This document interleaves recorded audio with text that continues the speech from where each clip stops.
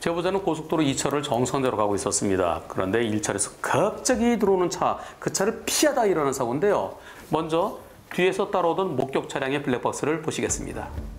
이 앞에 흰색 차가 제보자의 차량인데요. 뒷길에 한 20% 감속해서 정상대로 가고 있었습니다. 그런데 저 깜빡이 킨 차가 뒤에서 치고 들어오고 아이고 휘청 아이고 이런 여기서 또 다시 아이고 뒤에서도 제 또 다시 받치는 대형 사고 일어날 뻔했어요.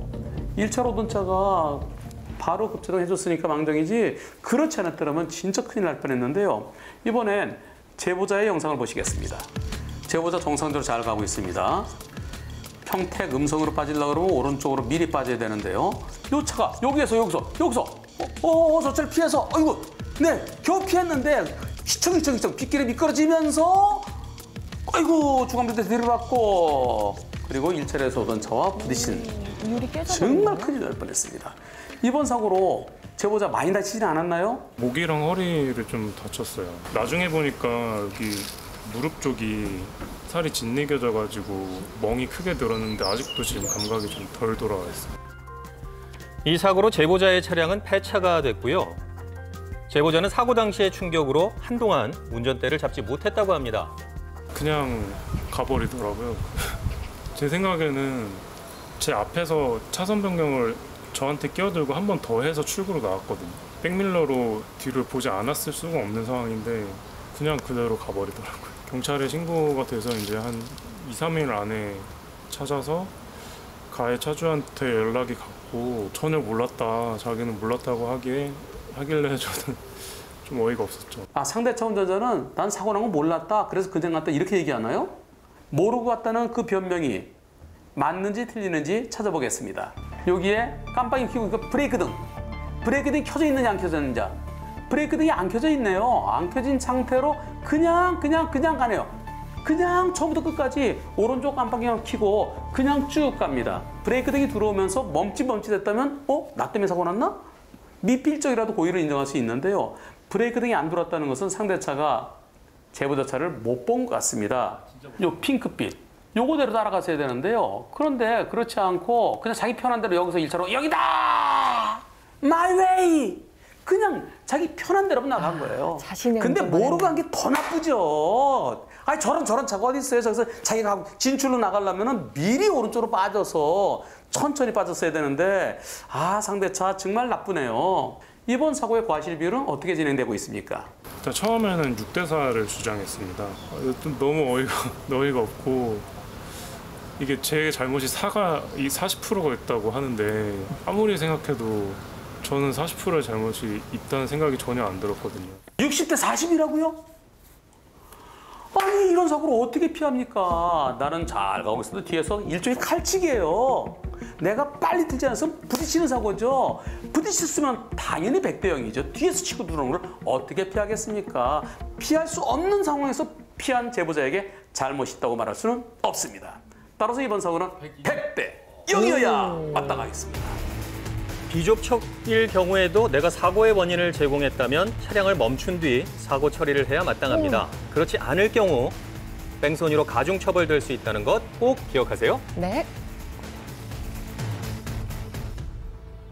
제보자는 신호에 따라 정상적으로 진행하고 있었는데요. 앞에 가는 승용차하고 오토바이가 좀 천천히 가는 것 같아서 1차로를 변경하던 중에 일어난 사고입니다. 차로 변경하던 중에 어떤 사고인지 영상 보시겠습니다. 오토바이 뒤를 따라서 가는데요. 여기서 차로 변경하는데 오토바이가 갑자기 들어오면서 이런 허허. 브레이크를 밟으려고 하는 찰나에 이제 옆에서 추돌을 해가지고 그때 이제 그러니까 완전히 선 거죠.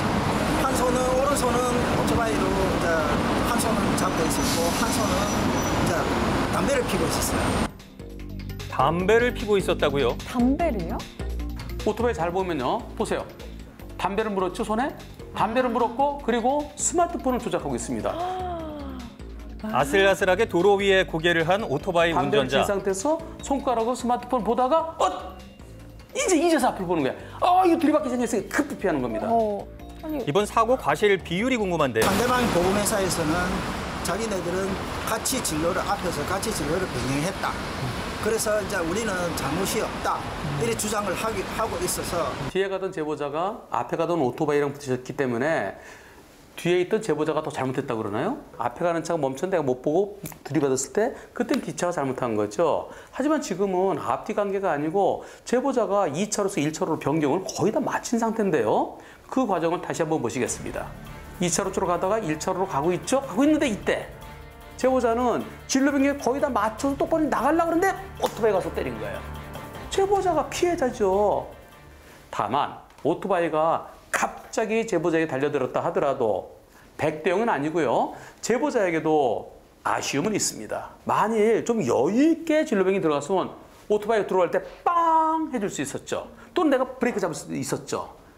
따라서 진로 변경할 때도 앞차의 거리를 여유 있게 두고 들어가야 그래야 앞차가 갑자기 들어오는 걸 보고 대비할 수 있죠. 그러지 못한 것은 제보자의 일부 잘못이라고 볼 수 있겠습니다. 전체적으로 80대 20 또는 70대 30까지도 볼 수 있겠습니다. 자동차든 오토바이든 차로 변경을 할 땐 주의를 살핀 뒤 안전하게 해야만 사고를 예방할 수 있습니다. 잠깐의 방심이 대형 사고를 불러올 수 있다는 것 늘 명심하세요. 하루에도 수십 건씩 발생하는 도로 위 교통사고. 이때 사고의 충격을 낮춰주고 2차 사고를 예방하도록 설치된 게 가드레일입니다. 하지만 이 가드레일이 제 역할을 하지 못해 인명피해를 초래하는가 하면 방치가 돼서 무용지물이 되고 있습니다. 너무 큰일 났네요. 저게 넘어가면 안 되는 거잖아요. 특히 지방 도로일수록 그 관리 수준은 심각한데요. 급경사는 물론 구불구불한 도로가 이어지지만 가드레일은 망가져서 그 형태를 알아보기 어려웠습니다. 게다가 급커브를 알리는 박스 형태의 표지 역시 방치. 지방 도로 곳곳엔 위험이 도사리고 있었습니다. 낡고 보수도 더뎌 위험천만한 가드레일, 보다 안전할 수 있는 방법은 없을까요? 가드레일 대체로 하천 또는 강 그쪽에 차가 떨어지지 말라고 차가 만약에 잘못되도록 막아주는 겁니다. 그런데 이게 튼튼하지 못하면 그냥 뚫고 나가죠. 어느 정도 차가 들어오더라도 충격하더라도 버텨줄 수 있어야 되는데 사실은 생긴 거는 가드레일이지만 막상 뭐 손으로 밀어도 흔들리는 그런 거는 있으나 마나요. 기본적으로는 안전하게 운전하지 못하고 가드레일 들이받은 운전자가 잘못했죠. 하지만 왜 제대로 된 가드레일 설치하지 못했느냐, 왜 시원치 않은 가드레일 설치했느냐, 그 부분에 대해서는 도로관리청에게도 약 30%, 경우에 따라서 50%까지도 책임을 물을 수 있습니다. 운전자의 안전을 위해 존재하는 표지. 하지만 그 역할을 해내기엔 관리가 전혀 되지 않고 있습니다. 그 밖에도 차량들이 주행하는 도로 역시 곳곳이 부서지고 움푹 파여서 운전자의 목숨을 위협하고 있습니다. 이런 지방도로에 부실이 만든 결과는 생각보다 심각했는데요. 무려 90% 가까이가 지방도로에서 발생한 사고였습니다. 모든 구조물은 시간이 지나면 낡고 약해지죠. 다 일정한 시간에 한 번씩 제대로 유지되고 있는지 점검이 필요하고요. 또 콘크리트 구조물은 경우에 따라서 사고 났는데 그럼 그게 넘어져 있어요. 넘어지고 그대로 있으면 다른 차가 타고 또 떨어질 수 있죠. 만들 때 제대로 만들고 계속해서 철저한 관리가 필요합니다. 전체 도로 11만 700여 킬로미터 가운데 지방도로는 9만여 킬로미터. 운전자들의 안전을 위한 조속한 관리가 필요한 때입니다.